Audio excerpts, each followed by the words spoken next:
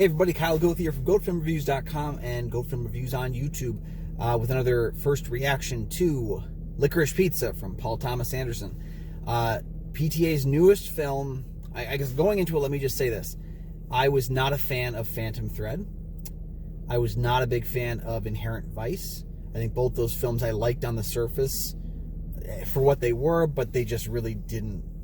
You know, after like a couple of weeks of thinking about those movies, I realized I just didn't like them very much. Licorice Pizza is probably the Paul Thomas Anderson film that I like the most since Magnolia. That being said, it's kind of a strung together series of vignettes. There's no real plot, there's no real story, there's no real... I mean, the relationship between its two leads, played by Cooper Hoffman and Alana Haim, are... that's the story. All that being said, though, I don't really know if I cared that much about the story. The relationship seemed incredibly toxic. There's a lot of give and take. There's a lot of I hate you and I like you. And it just kind of goes back and forth a lot. But I don't really know if we ever got really an answer at the end of the film as to whether or not this is a relationship we should be rooting for or one we shouldn't be. There's bits and pieces of it that I really, really like. I really like Sean Penn's character. He plays Jack Holden, an actor who's a bit off the rails as he gets older. Bradley Cooper steals every scene he's in as John Peters. And I also really like the Benny Safdie portion. So I would say the last half of the film, there's a lot of that kind of stuff going on. And I liked all the individual pieces, but strung together collectively, I don't really know what this movie is.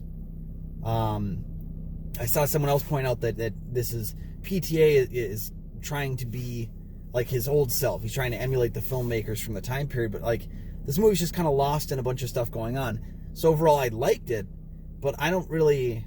I'm not gaga for it, which is what everybody... You know, it seems like this is you hate the film because of some of the crude humor in it, or you hate the film because you don't like the 25-year-old dating the 15-year-old thing.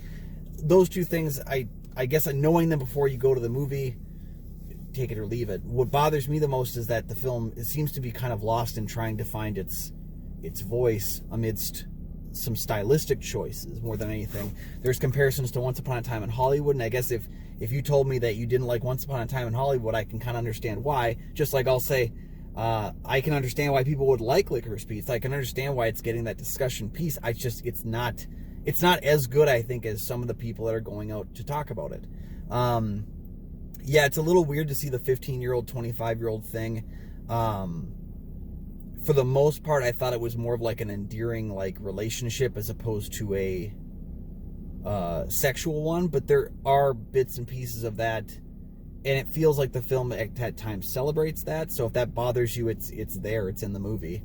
There's also, people were kind of upset about the Asian jokes concerning like accents and such. It's crude, but it should be noted that I think Paul Thomas Anderson is not specifically saying that it's okay. He's giving that to a character to help define the character. So again, it can bother you. That's totally fine, but I don't think inherently that it's as strong of a... He's not coming out saying it's okay to do this. He's giving that to a character. So do with that as you will. Yeah, overall, bits and pieces I really enjoyed. The first hour and some change, I was just kind of trying to figure out what this movie is. And the second hour, while I was trying to figure out what this movie is, I was at least having fun with a lot of the bits and pieces that were in the latter half. So that's my thoughts on the film.